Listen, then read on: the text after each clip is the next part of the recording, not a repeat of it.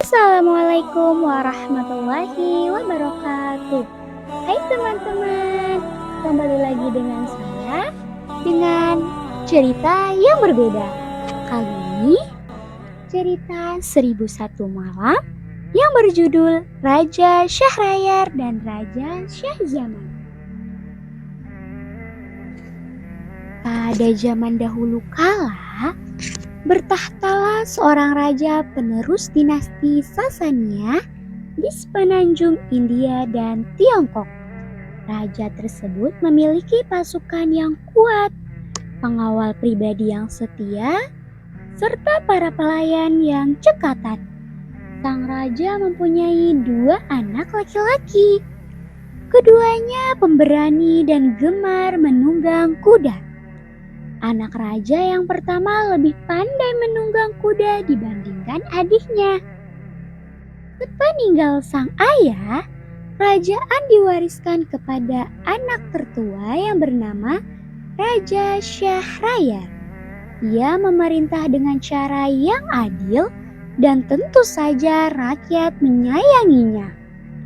Adik Raja Syahrayar bernama Raja Syahzaman.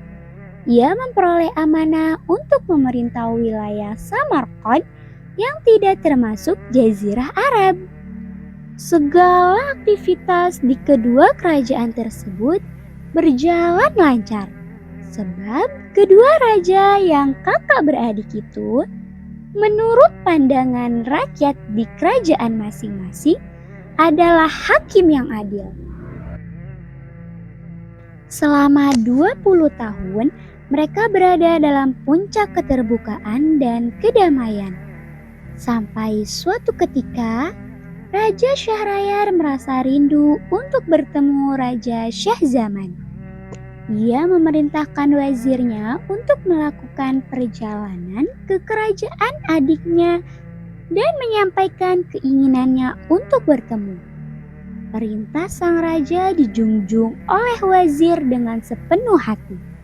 Ia pun melakukan perjalanan menuju kerajaan Raja Syahzaman. Ketika tiba di tempat tujuan, wazir menyampaikan salam dari rajanya kepada Raja Syahzaman, serta memberitahukan keinginan kakaknya, Raja Syahrayar, untuk bertemu. Raja Syahzaman menyambut baik keinginan kakaknya dan segera mempersiapkan kunjungan balasan. Beberapa tenda terbaik berikut kendaraan tunggangan, para pelayan, dan pengawal pribadi dibawanya dalam perjalanan. Segala persoalan kerajaan ia serahkan kepada wazir, dan ia pun berangkat menuju kerajaan kakaknya. Ketika tengah malam, wazir teringat akan sesuatu yang harus dibawanya.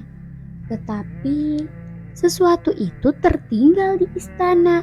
Maka Raja Syahzaman kembali ke kerajaannya malam itu juga. Sesampainya di kerajaan, ia segera menuju istana.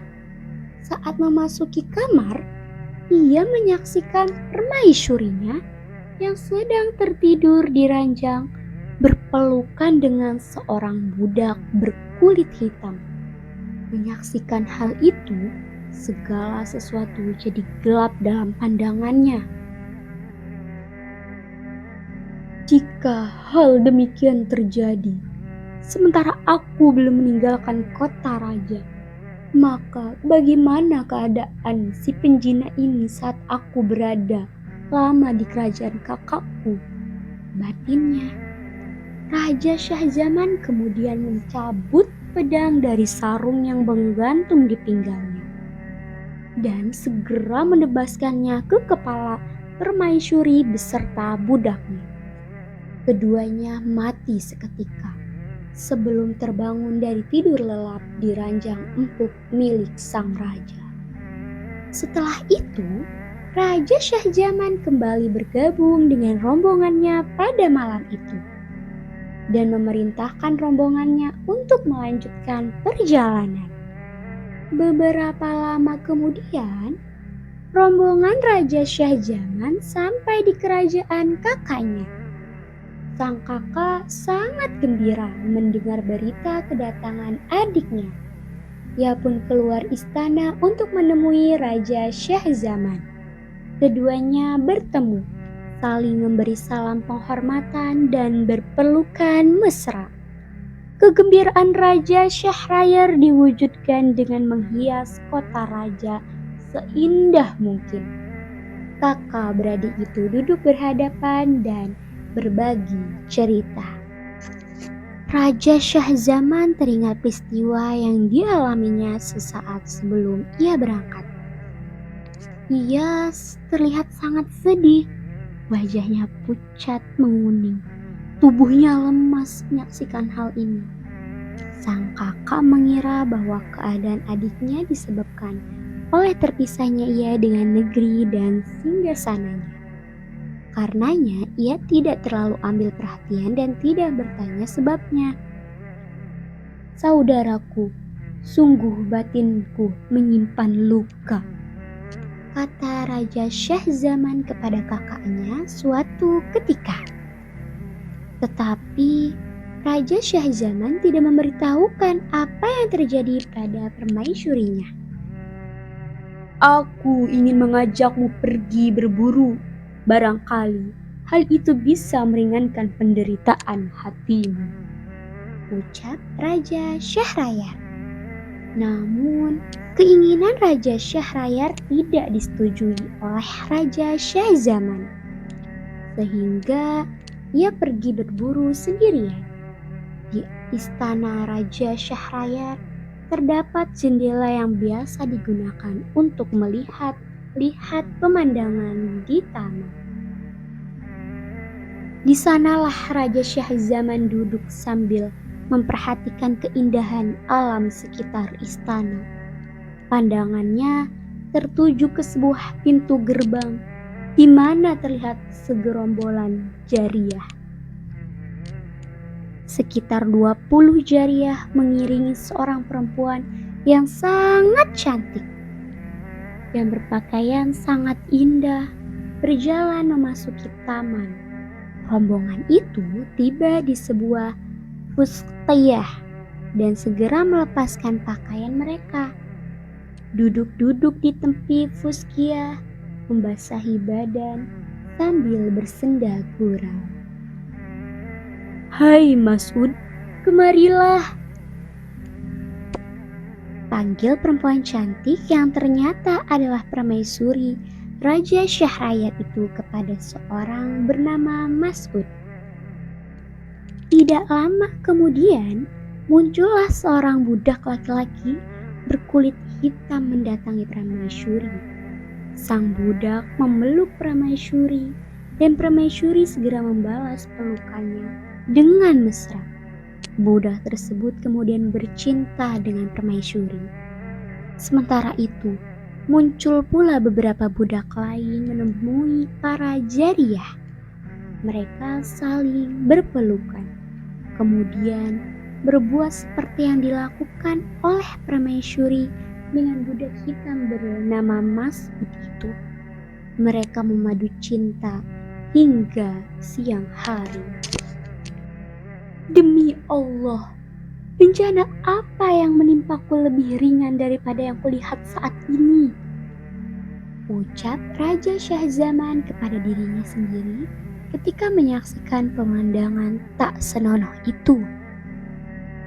Raja Syahzaman benar-benar merasakan ringannya beban yang sedang ditanggungnya.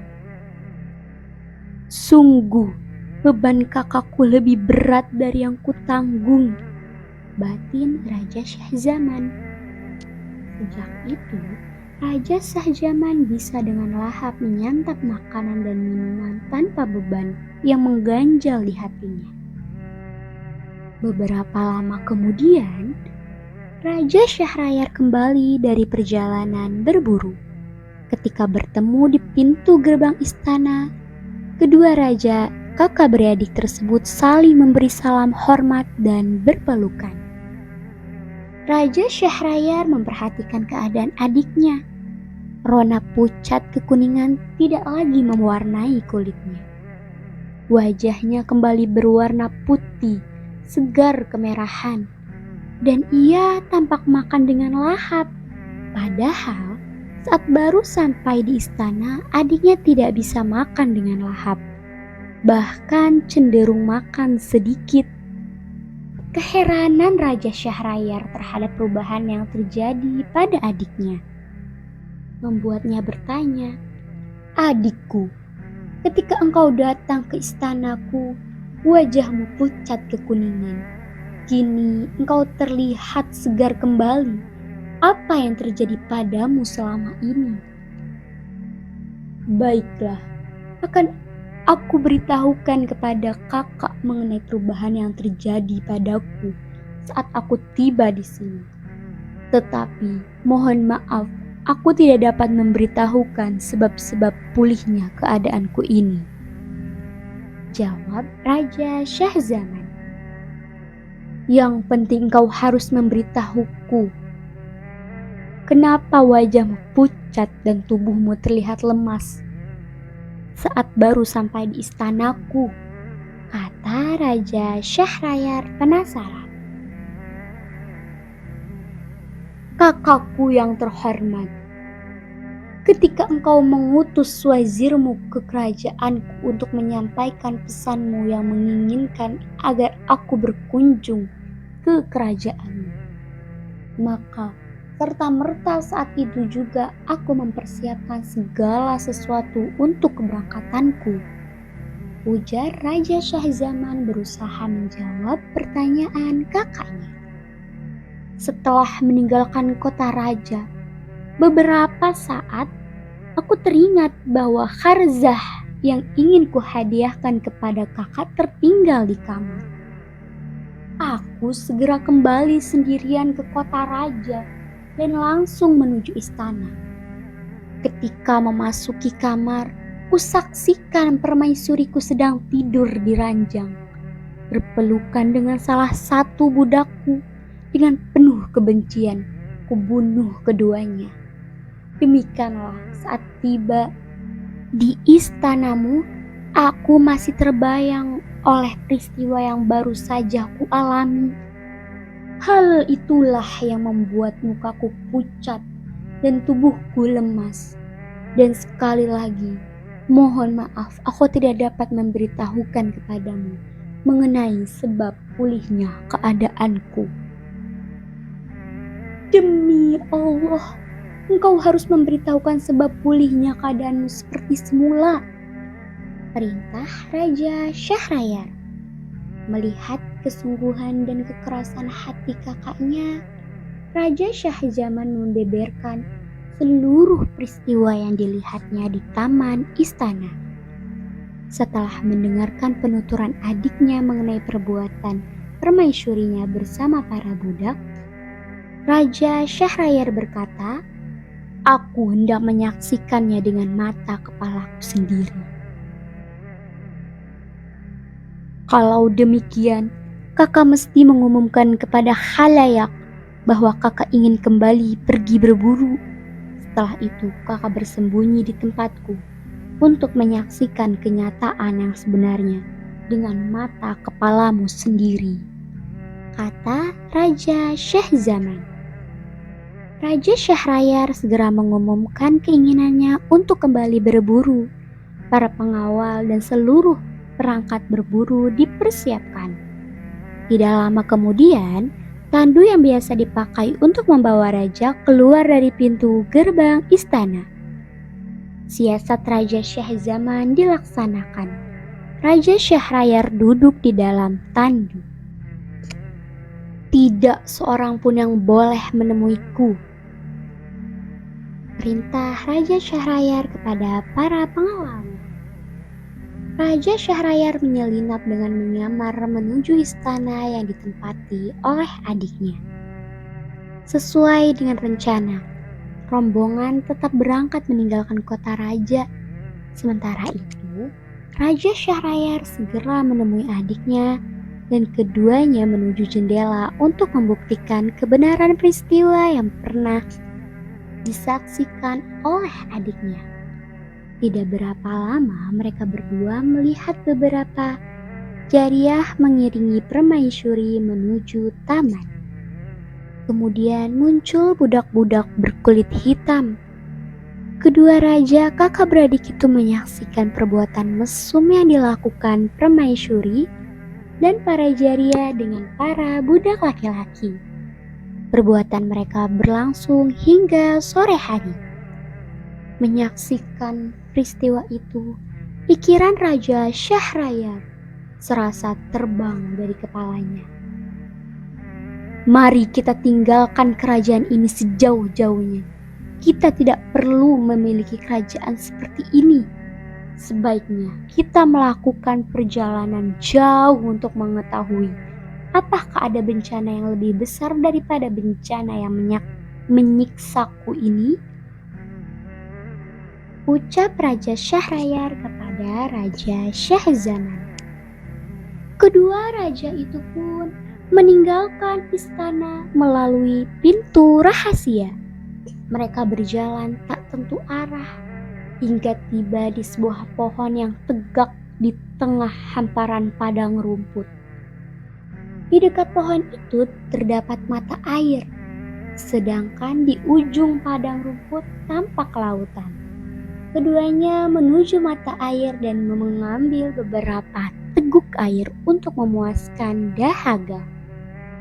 Kemudian mereka duduk di bawah pohon untuk memulihkan rasa penat. Tiba-tiba air laut di ujung padang rumput bergelombang dahsyat dan sesaat kemudian muncullah sosok berwarna hitam.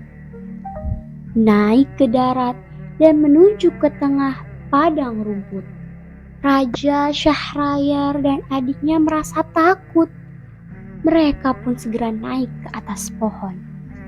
Dari atas pohon, Raja Syahrayar dan Raja Syahzaman menunggu apa yang terjadi. Ternyata, sosok yang muncul dari laut itu adalah jin yang bertubuh jangkung dan berkepala besar, serta berdada lebar. Jin itu menjunjung sebuah peti. Ketika tiba di dekat pohonnya, di atasnya bersembunyi kedua raja kakak beradik itu. Jin duduk di bawahnya dan membuka peti. Dari dalam peti dikeluarkannya sebuah botol. Ketika tutup botol itu dibuka, muncullah seorang wanita yang sangat cantik. Wajahnya bersinar bagaikan matahari, yang dalam syair disebutkan, mentari terbit di balik mendung, dan siang pun menyingsing dengan sinar sang mentari. Temaram fajar menyala dari sinarnya. Muncullah mentari-mentari kecil berkilauan menyeruak pagi, menantang cahaya bulan yang terlambat pulang. Seluruh penghuni cakrawala tertunduk hina saat sinar mentari mencecar, menyingkap tabir gulita. Namun, ketika kilat-kilat menampakkan keganasan sang mentari, merebaklah tetes-tetes air mata awan di sekitar pelangi, membentuk ribuan hujan di hamparan bumi.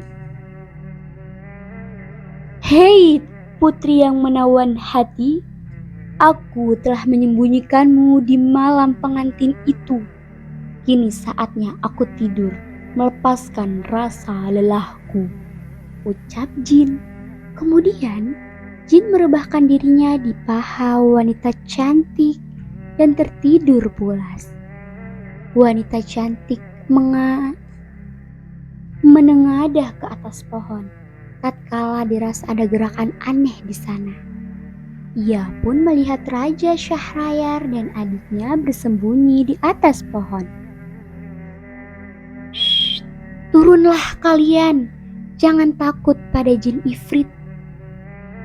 Ini ia sudah tidur pulas, kata wanita cantik itu dengan suara yang lirih sambil memberikan isyarat kepada Raja Syahrayar dan Raja Syahzaman agar turun. Engkau harus bersumpah demi Allah, sahut sahut Raja Syahrayar dan Raja Syahzaman hampir bersamaan. Baiklah, demi Allah, kalian harus turun segera jika tidak ingin ketahuan oleh si Ifrit ini. Sungguh, ia adalah jin yang sangat kejam, ujar wanita cantik itu. Raja Syahrayar dan Raja Syahzaman merasa gentar. Mereka pun segera turun perlahan. Setelah meletakkan kepala jin Ifrit di tanah, wanita cantik itu bangkit. Ayo kalian berdua, pinta wanita itu. Tusuklah jin ini dengan senjata kalian. Tusuklah segera. Jika tidak, ia akan segera membunuhmu saat bangun tidur. Turutilah kata-katanya, kata Raja Syahrayar kepada adiknya. Namun Raja Syahzaman menolaknya. Aku tak akan melakukannya sebelum kakak melakukannya lebih dulu, balas Raja Syahzaman. Baik Raja Syahrayar maupun Raja Syahzaman mulai tertarik pada kecantikan wanita itu. Bahkan mereka menyatakan hendak menikahinya. Aku tak akan memenuhi permintaan kalian sebelum kalian melakukannya. Ayolah, jika tidak jin ini akan segera mengetahui kalian, kata wanita itu memaksa. Maka Raja Syahrayar dan Raja Syahzaman segera melakukan apa yang dikehendaki oleh wanita itu. Keduanya menikam jin Ifrit hingga tewas. Cukup, jin ini sudah mati, kata wanita itu. Kemudian wanita itu mengeluarkan sebuah bungkusan yang berisi seuntai kalung. Seraya berkata, apakah kalian tahu apa maksudku mengeluarkan benda ini? Sungguh kami tidak mengetahuinya, jawab Raja Syahrayar dan Raja Syahzaman bersamaan. Ketahuilah, ini adalah seuntai kalung yang terdiri dari 570 permata, kata wanita itu sambil menunjukkan permata yang ia punya. Setiap permata adalah milik orang yang menggauliku. Jadi, jika kalian menginginkanku, keluarkan permata yang kalian miliki. Raja Syahrayar dan Raja Syahzaman segera merogoh kantong permata masing-masing, lalu memberikannya kepada wanita itu. Setelah menerima permata dari keduanya, wanita itu berkata, jin Ifrit ini telah menculikku pada malam perkawinanku. Ia memasukkanku ke dalam sebuah botol dan memasukkan botol itu ke dalam sebuah peti. Kemudian peti itu dikunci 7 kali dan dilemparkan ke tepi laut, sehingga terombang-ambing diterjang ombak. Jin ini mengetahui bahwa perempuan dari kalangan manusia, jika menghendaki sesuatu, tidak akan dapat ditundukkan oleh apa-apa, seperti yang dikatakan oleh sebagian dari mereka. Janganlah engkau percaya pada kaum perempuan dari jenis manusia. Jangan pula engkau memegang teguh janjinya, sebab rasa senang dan kebencian mereka tergantung pada kemaluan mereka. Mereka senantiasa menampakkan fata morgana cinta, dan pengkhianatan adalah rajutan kapas pada gaun mereka. Ingatlah kisah Nabi Yusuf, ambillah pelajaran darinya sebagai bekal kewaspadaan atas tipu daya mereka. Engkau tentu tahu kisah iblis yang durhaka mengusir Adam dari surga, dan perempuan jadi salah satu sebabnya. Raja Syahrayar dan Raja Syahzaman sangat kagum pada ungkapan wanita cantik itu.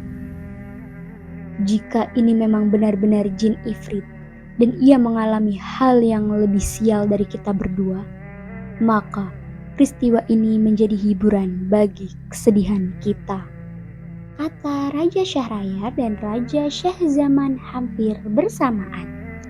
Maka Raja Syahrayar dan Raja Shahjaman memutuskan untuk tidak mengambil wanita cantik itu sebagai istri. Mereka meninggalkan wanita itu bersama jin ifrit. Pada hari itu juga mereka menuju kota raja. Sesampainya di kota raja, keduanya menuju istana Raja Syahrayar. Kemudian, sang raja menghukum pacung permaisurinya serta seluruh jariyah dan budak-budak yang telah berbuat. Sementara itu, Raja Shahzaman kembali ke kerajaannya. Ia memerintah tanpa didampingi oleh permaisuri. Sejak saat itu, Raja Syahrayar memperistri wanita-wanita di kerajaannya sebagai pengganti permaisuri.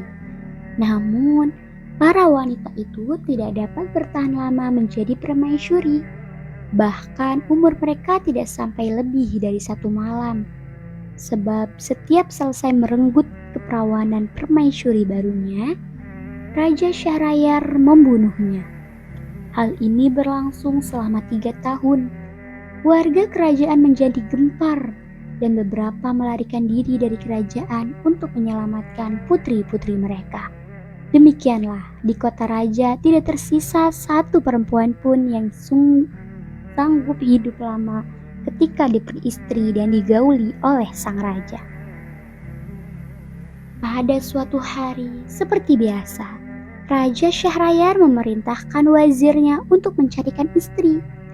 Sang wazir pun segera meninggalkan istana. Mereka mencari wanita untuk dijadikan permaisuri raja. Namun wazir belum juga mendapatkan hasil, sehingga ia memutuskan untuk kembali ke rumahnya. Ia pulang dalam keadaan kecewa karena tidak berhasil memenuhi keinginan sang raja, serta merasa takut kena hukuman. Wazir memiliki 2 orang putri yang cantik dan pintar. Putri tertua bernama Syahrazad, sedangkan adiknya bernama Dunyazad. Syahrazad adalah gadis yang sangat haus akan ilmu. Ia telah membaca berbagai kitab sejarah kehidupan para raja zaman lampau. Ia juga telah membaca kitab-kitab tentang bangsa-bangsa kuno.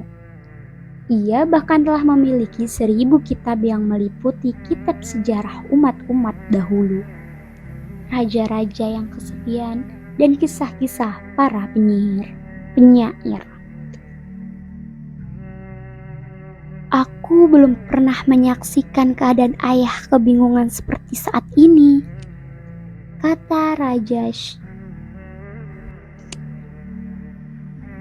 kata Syahrazad ketika melihat ayahnya pulang dalam keadaan murung. Ayah seperti sedang menanggung beban kesedihan, padahal para penyair menyatakan, katakanlah kepada orang yang sedang menanggung beban kesedihan, sesungguhnya beban kesedihan tidak akan berlangsung lama, bagaikan rasa riang dan bahagia yang segera menghilang dari pandangan. Seperti itulah beban kesedihan menghilang dari jiwa. Setelah mendengar ucapan anaknya, sang wazir menceritakan beban pikirannya mengenai peristiwa yang terjadi dengan raja dari awal sampai akhir. Wahai ayahku, demi Allah kawinkanlah aku dengan raja, sebab dengan menjadi permaisurinya, barangkali aku tetap bisa hidup atau menjadi tebusan bagi gadis-gadis lain yang ingin bebas dari kekuasaannya. Ucap Syahrazad, demi Allah, jangan kau membahayakan dirimu sendiri. Ayah, aku harus menjadi permaisuri raja agar bisa menyelamatkan perempuan-perempuan lain. Syahrazad berkeras hati. Aku khawatir engkau akan mengalami kejadian seperti yang dialami oleh keledai dan sapi yang bernama bersama pemilik ladang. Apakah yang terjadi pada kedua hewan itu, ayah? Tanya Syahrazad penasaran. Wazir pun bercerita.